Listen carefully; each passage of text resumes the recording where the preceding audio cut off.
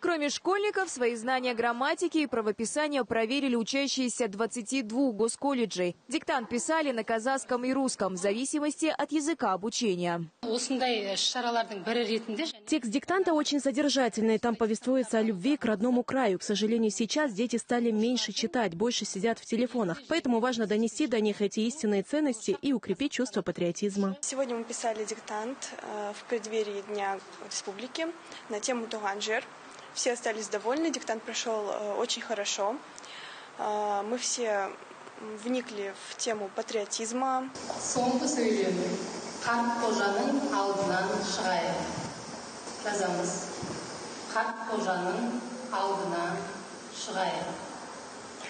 Последнее слово дописано, учащиеся ставят точку в конце предложения и начинают полностью перепроверять текст. Всего диктант длился 40 минут, а объем составил 176 слов. Салтанат Нургалиева, Елкунжан Ашимжанов, телеканал Алматы.